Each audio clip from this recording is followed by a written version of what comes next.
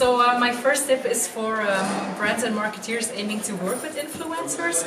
The big struggle is to identify the right influencer for your brand, and often the number of followers is used as a starting point. However, the number of followers is indeed a good indication for the influencer's popularity and the reach of the influencer, but it is not always a good indicator for true opinion leadership, and it might not be the best marketing choice for each product type. So more important it is to look at the topics that the influencer posts about and what his or her audience looks like in terms of interests and activities.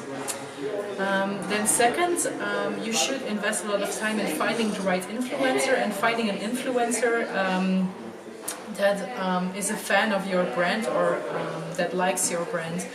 This way the influencer will probably make more interesting and more authentic, believable content about your brand.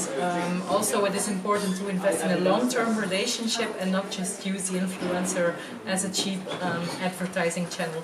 And on the other hand, for influencers, it is important to think about each sponsorship deal and to not just take every deal you get offered, but only endorse the brands that you really like. And then my last tip would be on the disclosure of influencer marketing. According to recent guidelines and legal initiatives, you should clearly disclose when your post is sponsored. And our research indeed finds that when you disclose the post, this indeed leads to advertising recognition, and it might result in skepticism and also in negative brand outcomes. But we do believe that followers in the end will appreciate your honesty and they will find it more authentic.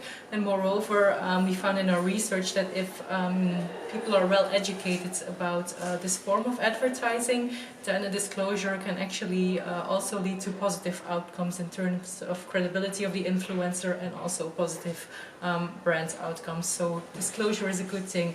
And then to conclude, I want to mention that if your post is not sponsored, but it's just a genuine expression of liking of the brand, you can also disclose this. So, for example, by mentioning non-sponsored, this way there will be no suspicion on whether the post is sponsored or not. So these were my 3 tips for you.